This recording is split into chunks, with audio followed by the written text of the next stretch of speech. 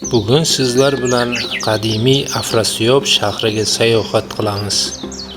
Afrasiyob bu hozirgi Samarqandning eng qadimgi qismi bo'lib, Markaziy Osiyoning eng uzoq tarixiga ega shaharlardan biri hisoblanadi. Afrasiyob hududida ilk aholi miloddan avvalgi 7-8 asrlarda taxminan 2700 yil oldin yashay boshlagan. O'sha davrda u Sogdiana sivilizatsiyasining yirik markaziga aylangan. Keyinchalik esa bu shahar Yunon manbalarida Marakanda deb ham atalgan. Afrasiyobni aniq bir shaxs yoki podsho qurgan degan tarixiy dalil yo'q.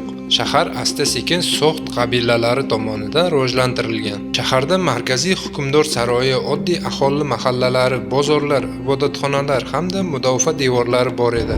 Mana zobitlarimiz shahar devorlarini qo'riqlashyapti.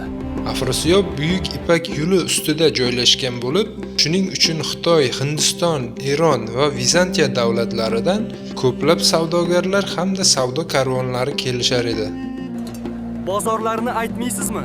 Hamma mahsulot bor. Rassomchilik shu qadar rivojlanganki, o'sha davr rasmlari juda yaxshi saqlanib qolingan. Afrasiyob birgina emas, bir nechta zarbalar natijasida tanazzulga uchragan.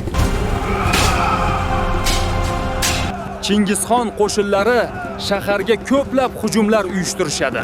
Ko'plab aholi qirilib ketadi. 1220-yil hal qiluvchi fojia Chingizxon boshchiligidagi Mo'g'ul qo'shinlari Samarqandni bosib olgan. Shahar katta darajada vayron qilingan.